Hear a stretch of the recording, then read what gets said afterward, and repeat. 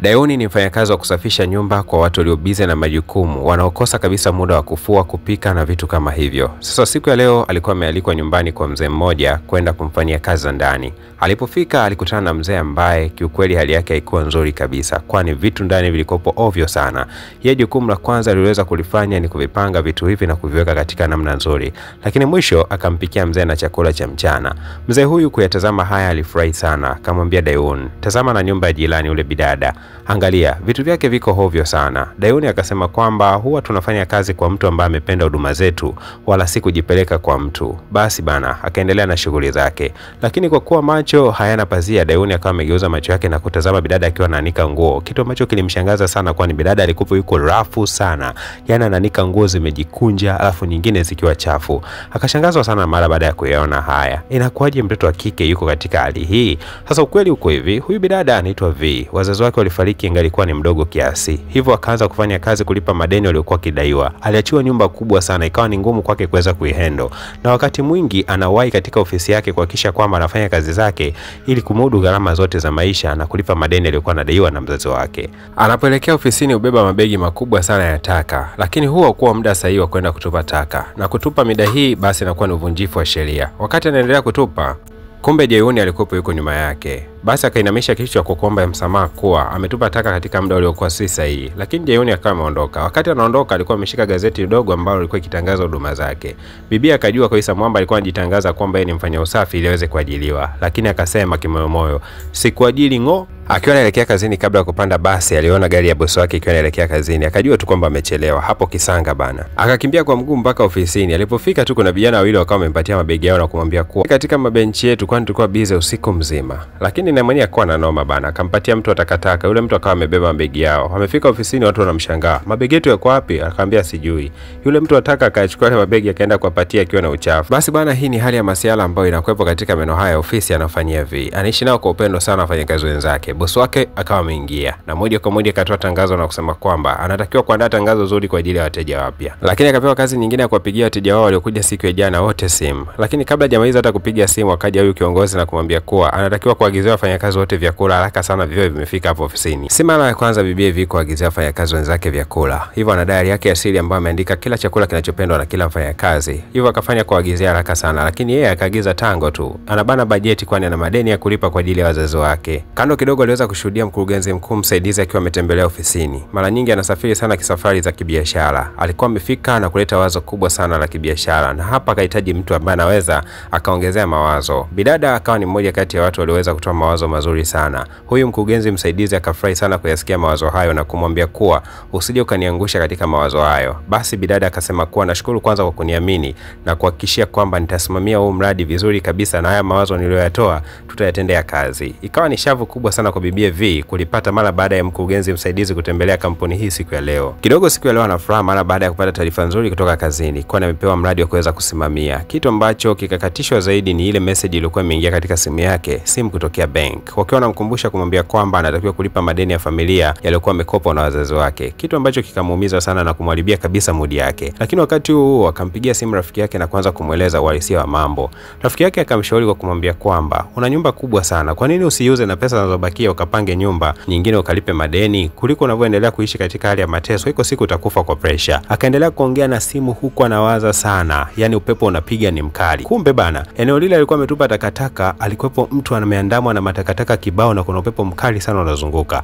Pasipo kujua kwamba huyu ni nani alikuwa ameandamwa na zile takataka, kumbe alikuwa ni mkurugenzi wake katika kampuni. Ndio alikuwa amezingirwa na zile takataka, amepata shida sana, kuna kimbunga kikali kilikuwa kimemzingira. Atafanya nini kuweza kumsaidia? Na hajamtambua bado sura yake kujua kwamba huyu ni mkurugenzi wake. Ile kushtuka tu, kumbe alikuwa yuko ndotoni. Bwana akasikia hodi mlangoni. Kwenda kufungua akakutana ule mzee jirani yake. Mzee analalamika vibaya mno, matakataka yamekuja mpaka nyumbani kwake. Anamwambia kwa jana ulitupa muda ambao gari ya taka ilikuwa imeshapita. Kwa hiyo sasa ulitupa muda mbaya, takataka zote zimetapakaa nyumbani kwetu.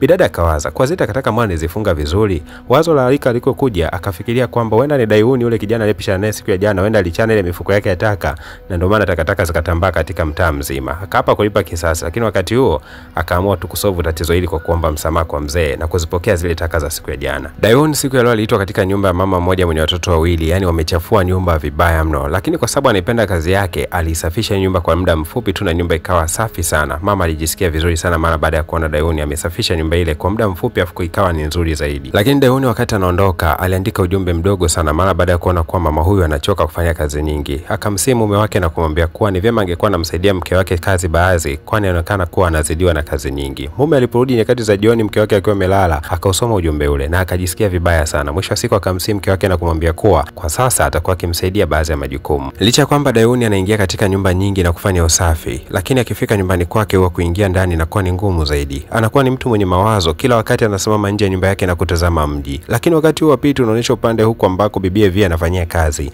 Leo alifanya kazi mpaka usiku. Akapokea ujumbe kutoka kwa mkurugenzi msaidizi akisema kuwa wazo lake la biashara limekubaliwa na wateja. Hivyo amefurahi sana kiongozi wao. Walifurahi sana kama ofisi. Mipango iliyofuatia ni kutoka nje na kwenda kusherekea. Wakamsahau kabisa bibi Evi, kwani yeye ndo aliweza kutoa wazo, lakini hawakumhusisha kabisa katika mipango ya kwenda kusherekea kutokana na kubaliwa kwa wazo lile.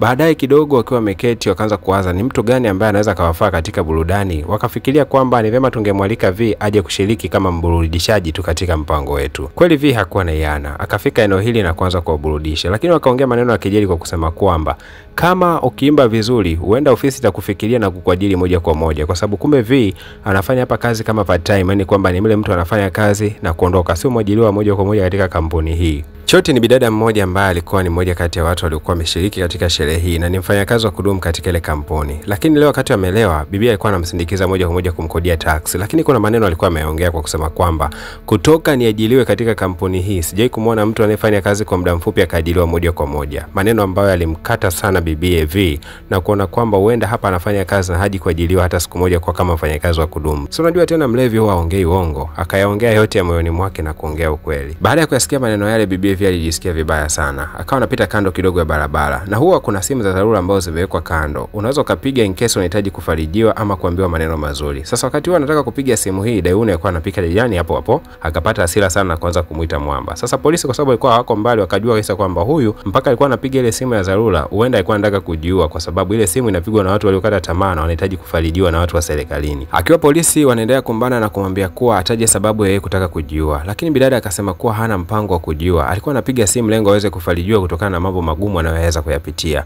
Wakamwambia andike barua, kaandika barua, lakini wakamwambia kwamba hatuwezi kukutoa hapa kituoni mpaka uwapigie watu wa familia yako na wenyewe tueleze juu ya kile ambacho unaweza kuyapitia. Lakini akakumbuka kwamba hana ndugu, hana rafiki na hana mtu yote katika maisha yake. Zaidi ni kwamba katika begi yake alikuta namba ya Dayuni ambayo alikuwa amepewa na yule mzee aliyekuwa amekuja kulalamika kuwa kuna taka zimeingia katika nyumba yake, na bidada alikuwa ameomba namba ya mtu ambaye alimuona siku ya jana katika eneo lile la nyumba yao. Basi akachukua namba hiyo na kuwakabidhi polisi. Wakampigia Dayuni kwamba yeye ndio mtu wa familia. Dayuni kwenda kituo cha polisi akaamua kumpigia simu mpaka bosi wake, akambatana naye akafika kituo cha polisi. Alipofika tu akasema kwamba simjui huyu mwanamke, hata sio ndugu yangu wala sio mwanafamilia wangu. Lakini bosi alipomtazama huyu mwanamke akakumbuka kwamba huyu mwanamke ni mteja wake mkubwa sana, huwa anakuja kununua mabegi katika duka lake. Akafurahi sana kumuona, lakini akasema kwamba mimi nafahamiana na huyu mwanamke, niko tayari kumtoa.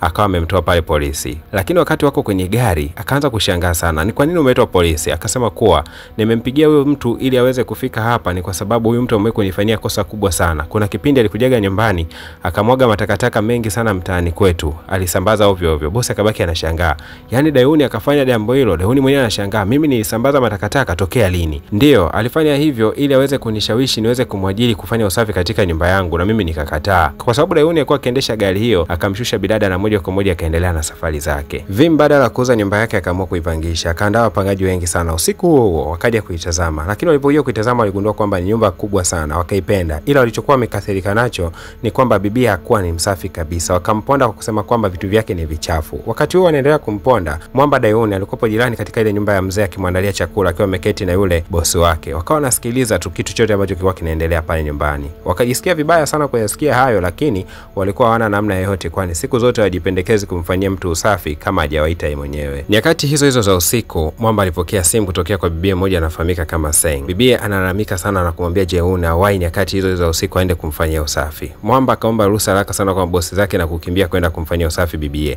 Alipofika tu alishangazwa sana na kuona chumba kichafu, yani misili ya kwamba ni kama jalala hivi. Hasa huyu bibi bana ana boyfriend wake anaishi nje ya nchi. Sasa alikuwa wanasafiri kwa kitambo kirefu mpaka sasa hivi ni kama miezi 7 hivi. Kutoka alipoachana na msichana wake na kwenda huko nje kimasomo, basi msichana wake alikuwa ni mchafu kweli kweli. Wakati mwingi alikuwa asafishi chumba chake, yani akienda kazini akirudi chumba kiko vile vile. Kila siku matakataka anajirunda tu kwenye nyumba yake. Leo amepigiwa simu na kuambiwa baada ya masaa 7 Mwamba atakopo yuko ndani ya nchi na anahitaji kumtembelea. Akampigia sana simu haraka Mwamba na hapa akahitaji msaada. Jamaa alipofika alishangaa, akasemea moyoni mwake tu, msichana anaweza kuwa mchafu kiasi hiki? Basi akamwambia kuwa usafi huu kufanyika ndani ya masaa 7 kukamilika itakuwa ni ngumu. Itabidi tushirikiane wote kwa pamoja. Wakaanza kushirikiana Mwamba Jae-woon pamoja na bibi Sang. Kwenda kutazama hivi anagundua ni picha ya mahusiano kwa boyfriend wake alikuwa na mahusiano na mtu mwingine. Akaumia sana na kujisikia vibaya sana pale ndani. Sasa wakati wote huo akimtazama Mwamba Jae-woon akaanza kujikuta tu anavutiwa naye wakati huo kwamba anatamani huyu ndo angekuwa boyfriend wake. Bwana mambo ndo kwanza anaanza. Sasa nikumbushe tu kwamba hii ni series, kwa hiyo itakuwa na vipande 5 tu mwanzo mpaka mwisho. Kisha tumegusa alama ya subscribe na alama ya kengele, tunakwenda kutoa sehemu ya 2, ya 3 pamoja na 4 na mwisho wa siku tunamalizia ya 5. Zote zinatoka kwa mpangilio kabisa. Gusa alama ya subscribe na alama ya kengele kupata kazi hii ikiwa imetafsiriwa vyema kabisa. Lakini nakumbusha tu kwamba unaweza kujiunga ndani ya group letu la WhatsApp kwa kugusa linki ambayo nimeweka katika ukurasa wa comment. Nimeandika jiunge bure katika group letu hapa, kisha nimeweka linki pale. Utakapoigusa moja kwa moja utaingia katika group letu la WhatsApp ili kuweza kujua ni lini tamthilia hizi zinatoka ama muda gani zinatoka, ili uweze kufurahia uhondo sawa sawa na washabiki wengine ambao wako ndani ya group. Asante sana, tukutane katika episode ya 2 hii hapa.